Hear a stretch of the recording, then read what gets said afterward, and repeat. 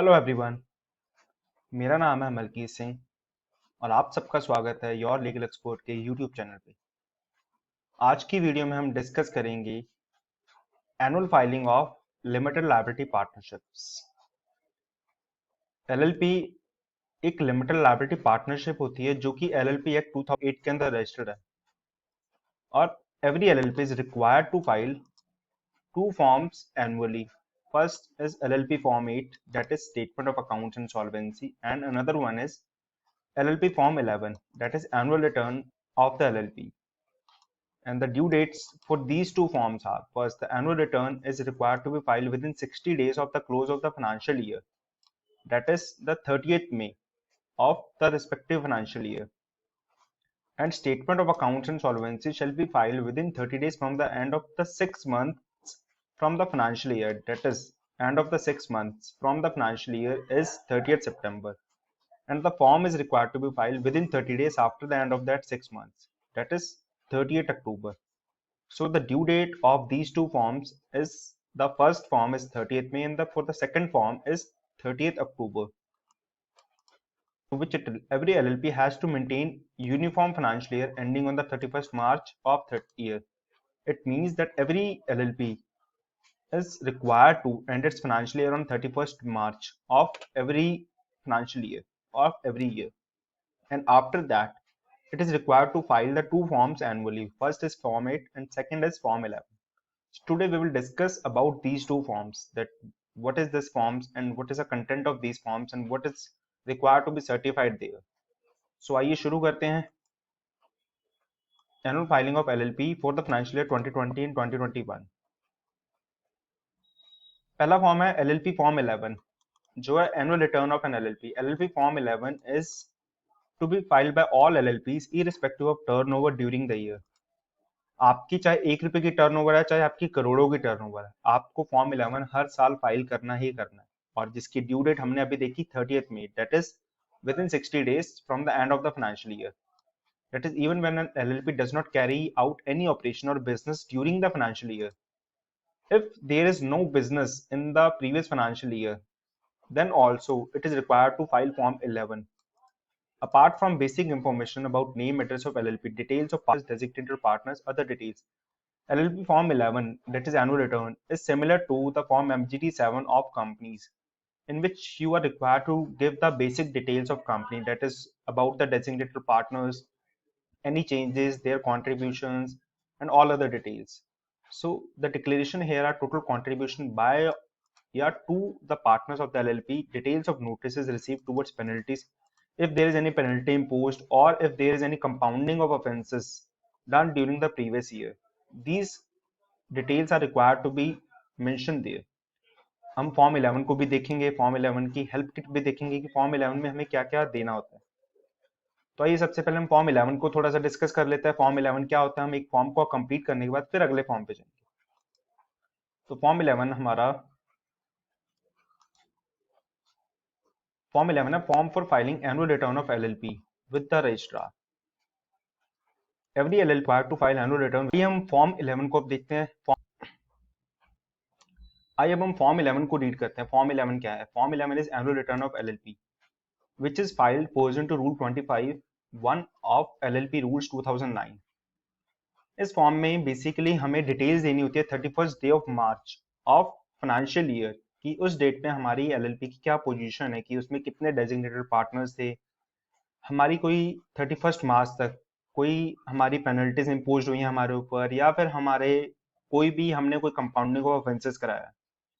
तो ये सारी बेसिक डिटेल्स इसके अंदर जाती है और इसमें मेनली होता है डिक्लेरेशन, कि डिक्लेरेशन क्या देनी है हमने इसमें। तो आइए हम उस डिक्लेरेशन पे चलते हैं। ऊपर की डिटेल्स बेसिक हैं जो कि जब आप फिल करेंगे तो उसमें पता लग जाएगा। और इसमें एक पॉइंट ये कहता है summary of designated partners as on 31st March. यहाँ पे आपने समरी देनी है, नंबर ऑफ पार्टनर्स देना आपने कि इंडिविजुअल्स कितने हैं, एलएलपीज कितनी है, कंपनीज कितनी है, फॉरेन एलएलपीज कितनी है, और उसमें से कौन रेजिडेंट्स हैं, तो ये आप डिटेल देंगे। इसके अलावा आपको मैंने बताया है कि पेनल्टीज कितनी इम्पोज हुई हैं on LLP on partners या designated partners. Then you will give the details of compounding offenses, जो भी आपने compounding कराई है offenses की, अगर कोई कराई है तो आपने डिटेल देनी है, अगर नहीं कराई तो आपको ये कॉलम स्किप कर देना। इसके बाद हम देखते हैं सर्टिफिकेशन। सर्टिफिकेशन में आता है वेरिफिकेशन। सबसे पहले एक डायरेक्टर उसको वेरीफाई करेगा फॉर्म को कि जो भी इंफॉर्मेशन दी है हमने ये करेक्ट और कंप्लीट है। उसके बाद उसको सर्टिफाई करेगा एक another director, I certified that annual return contains true and correct information, it is hereby certified that I. इसके अलावा आपकी सर्टिफिकेशन होती है आपके प्रैक्टिसिंग प्रोफेशनल से। ये प्रैक्टिसिंग प्रोफेशनल्स आपकी कब जरूरत होती है, आइए हम इसको देखते हैं इसकी हेल्प किट में। Certification. You will here see in case total obligation or contribution of partners of the LLP exceeds 50 lakh और turnover exceeds 5 करोड़। अभी हमने देखा कि वहां पे उसने हमसे पूछा 5 करोड़। अगर आपकी टर्नओवर 5 करोड़ से एक्सीड होती है तो in that case then the e form needs to be certified by company secretary in whole time practice. तो यहाँ पे क्या हुआ कि पीसीएस के लिए स्कोप आ गया कि अगर आपकी एलएलपी की टर्नओवर 5 करोड़ से ऊपर जाती है या फिर उसका पार्टनर का कंट्रीब्यूशन 50 लाख से ऊपर जाता है, then in that case it is compulsorily to be certified by a practicing professional and practicing professional should be a PCS। तो आप PCS देंगे। और आगे कहते हैं in case total contribution does not exceed then e-form need to be certified by the designated partner of the LLP। यहाँ पे needs to be certified। अभी हम certified की बात कर रहे हैं कि जो certification कौन करेगा। और यही हमने certification यहाँ पे देखा था कि एक verification हुआ डीप इन डायरेक्टर ने किया, सॉरी डायरेक्टर ने डेजिग्नेटेड पार्टनर ने किया, और एक सर्टिफिकेशन दिया। सर्टिफिकेशन या तो आपका डेजिग्नेटेड पार्टनर देगा या फिर आपका कंपनी सेक्रेटरी प्रैक्टिस देगा।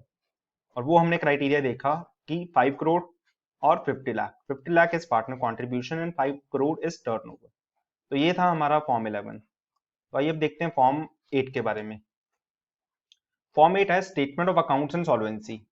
Form 8 is also known as Statement of Accounts and Solvency. In the Form 8, we must provide details of financial transactions undertaken during the financial year and position at the end of financial year. In addition to the financial position, the LLP must also declare that turnover is above or below 40 lakhs. अब यहाँ पे 40 lakhs का criteria क्यों आता है? 40 lakhs के लिए भी हमारी सर्टिफिकेशन वेरी करती है। अगर 40 लाख से ऊपर जाता है तो सर्टिफिकेशन कौन करेगा, 40 लाख से नीचे रहता है तो आपका सर्टिफिकेशन कौन करेगा। इसके अलावा होता है कि कंट्रीब्यूशन, जो पार्टनर का कंट्रीब्यूशन है वो 25 लाख है, 25 लाख से ऊपर है तो वो भी वेरी करता है। इसके अलावा आपको इस फॉर्म में क्या देना है, declare that LLP has already filed a statement indicating the creation of charge till the present financial year. आपको चार्जेस की डिटेल अलग से फाइल करनी है, आप उसके लिए डिक्लेरेशन दे रहे हैं। इसके अलावा declare that the partner have taken proper care and responsibility for maintenance of adequate accounting records and preparation of accounts. ये आपको बेसिक डिक्लेरेशन देनी है, वो हम एक बार फॉर्म 8 में देखते हैं फॉर्म 8 में क्या क्या कंटेंट है। तो फॉर्म 8 की पहले इंस्ट्रक्शन किट देखते हैं for filing statement of accounts and solvency with the registrar. तो ये है हमारा statement of accounts and solvency. इसमें क्या देना है, information to be provided in the e form should be as on 31 March which the statement is being filed. तो आइए हम इसको फॉर्म को देखते हैं। फॉर्म क्या है हमारा, statement of accounts and solvency, जो है pursuant to rule 24 of LLP rules 2009। इसमें हम दो तरीके होते हैं, एनुअल और इंटरिम। आप in the middle of the year भी फाइल कर सकते हैं, there is any half yearly और क्वार्टरली, और आप एनुअली भी फाइल कर सकते हैं। तो अब आप 31 मार्च को फाइल करते हैं, इसमें आप एलएलपी पिन डालेंगे, अपना email ID, statement of solvency. यहाँ पे बेसिकली अब आपकी डिक्लेरेशंस आपसे मांगते हैं कि we being the designated partners, हम designated partner do solemnly affirm and declare that we have made full inquiry into the affairs of the LLP and that having done so have formed the opinion that the LLP is able to pay its debt in full as they become due in the normal course of business। तो हम एक general knowledge में बात करते हैं कि statement of accounts and solvency क्यों जाता है। स्टेटमेंट ऑफ अकाउंट्स तो हमें समझ आता है कि हमें डिटेल्स देनी है अपनी फाइनेंशियल ट्रांजैक्शंस की या अकाउंट, लेकिन सॉल्वेंसी क्यों मांगा। सॉल्वेंसी बेसिकली इसने इसलिए मांगा कि आपकी कंपनी के ऊपर जब डेट्स की लायबिलिटी आती है तो आपकी कंपनी उसको पे कर सकती है या नहीं कर सकती। मींस आपकी लायबिलिटी, आपकी एलएलपी इसको पे कर सकती है नहीं कर सकती। उसके लिए उन्होंने डिक्लेरेशन में स्पेसिफिकली एक पॉइंट मेंशन किया कि आपको ये डिक्लेयर करना है कि आपकी एलएलपी के ऊपर जब भी कोई डेट ड्यू होगा तो आपकी एलएलपी उसको पे कर सकती है या नहीं कर सकती। We append a statement. Append means attach a statement of the assets and liabilities as at 31st March of 2021 and income and expenditure for the period ended। आपको दो बेसिक स्टेटमेंट्स आपको अटैच करनी है। First is statement of assets and liabilities and second is income and expenditure for the period ended. being the latest practicable date before the making of this declaration. So then it is saying that declaration that we have filed a statement indicating creation of charge or modification till the present financial year. We declare that turnover does not exceed or exceed 40 lakh. If you will click on exceed 40 lakh, then there will be certification requirement, and which we will read later on. And then also we declare the obligation of contribution does not exceed. तो ये दोनों criteria ही आपके certification को determine करेंगे कि आपकी certification किसने करनी है. The partner have taken proper care. So ये डिक्लेरेशंस वही हैं जो हमने अभी डिस्कस करी है वहां पे. तो यहाँ पे स्टेटमेंट ऑफ अकाउंट, ये हमारा जो कंपनीज के केस में फॉर्म AOC 4 फाइल करते हैं, ये उसी की तरह फॉर्म है जिसके अंदर हम सारी अपनी कंट्रीब्यूशन, पार्टनर्स, लायबिलिटीज, असेट्स, हम हर डिटेल देंगे. Income, expenditure, turnover, sales, other income, expenses, आपको सारी डिटेल देनी है. तो अब आती है बारी सिग्नेचर की कि डिजिटल सिग्नेचर्स किसके लगेंगे. तो आइए इसको हम हेल्प किट से इजीली समझ पाएंगे. Here it is saying, in case total turnover of the FLLP, that is foreign LLP, exceeds rupees 40 lakhs or partner's obligation of contribution exceeds rupees 25 lakh. यहाँ पे अब क्या है कि 40 लाख हमने देखा था, दो डिक्लेरेशंस उसने मांगी थी, 40 lakh regarding turnover and 25 lakh regarding partners contribution. तो अगर इन दोनों में से कोई भी या फिर दोनों एक्सीड कर जाती हैं दैट लिमिट 40 lakhs और 25 lakh, then the form should be certified by the auditor of the LLP or FLLP. अगर ये टर्नओवर इतनी एक्सीड हो जाती है तो इन दैट केस आपका ऑडिटर उसको सर्टिफाई करेगा. In other cases, e-form is to be certified by the designated partner in case of LLP and by authorized representative in case of FLLP. अगर आपकी टर्नओवर 40 लाख से नीचे है या फिर आपकी कंट्रीब्यूशन 25 लाख से नीचे है तो इन दैट केस आपका फॉर्म कोई भी डेजिग्नेटेड पार्टनर या फिर authorised representative of LLP, FLLP वो सर्टिफाई कर सकता है. अगर ऐसा नहीं है, 40 लाख या 25 लाख से ऊपर है, तो इन दैट केस आपका फॉर्म ऑडिटर ही सर्टिफाई करेगा. ऑडिटर के अलावा प्रैक्टिसिंग प्रोफेशनल भी सर्टिफाई करेगा.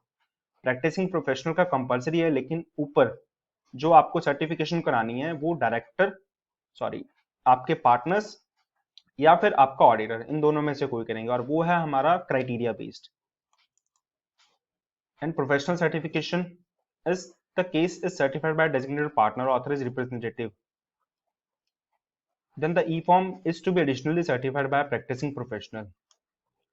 It is saying that if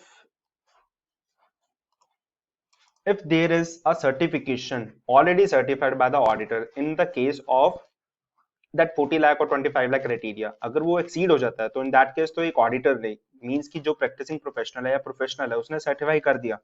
लेकिन अगर ऐसा नहीं है जहां पे जहां पे पार्टनर्स इसको सर्टिफाई कर रहे हैं, वहां पे इसको एक प्रैक्टिसिंग प्रोफेशनल भी सर्टिफाई करेगा.